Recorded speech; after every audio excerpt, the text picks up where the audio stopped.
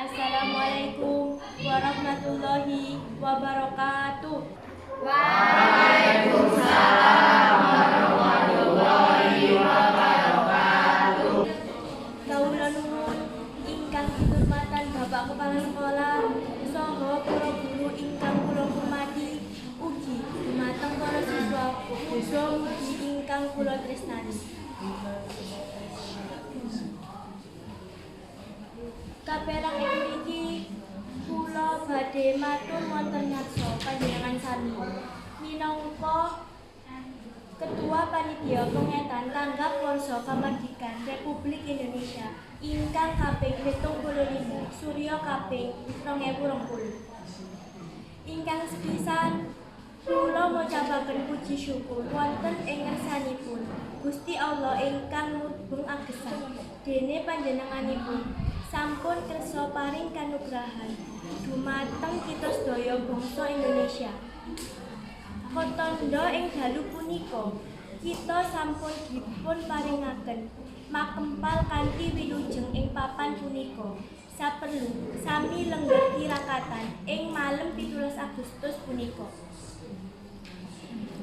Kaping kalihipun kula ngaturaken panuwun ingkang tanpa pepindhan ugi sedaya warga SMA Negeri 1 Krembung sampun sami kepareng paring pambiyantu punapa kemawon dhateng panitia murid sagedipun kaleksanaan mahargya pangetan dinten kamardikan Republik Indonesia ingkang kaping 75 Surya kaping 2020. Susunan acaranipun inggih punika: setunggal pambukaan, kalih nembang sesarengan tembang Hari Merdeka, 3 sambutan kepala sekolah, 4 sambutan ketua panitia, 5 nembang sesarengan tembang bendera kita, 6 piwaosan puisi, 7 piwaosan donga lan penutup.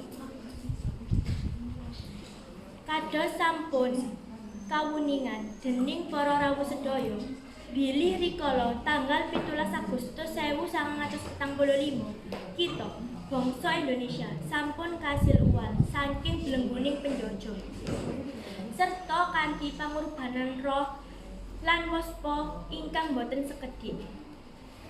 Para pemimpin kita sampun kasil maosan teks proklamasi Kamardikan Republik Indonesia dhateng saengganing bawana.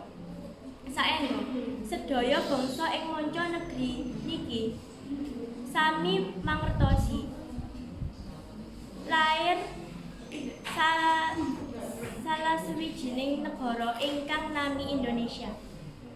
Monggo sesarengan nyuwun dumateng Gusti Allah ingkang akarya jagat, mugi-mugi pengetan tanggap warsa niki saged kelaksanaan kanthi wilujeng. Salajengipun mbok bilih wonten sautasan kekurangan ingkang saged ndadosake kirang nenaming penggalih mugi kersa paring kathah kirangin ati. Kula matur saged nyuwun kapura. Wassalamualaikum warahmatullahi wabarakatuh. Waalaikumsalam warahmatullahi wabarakatuh.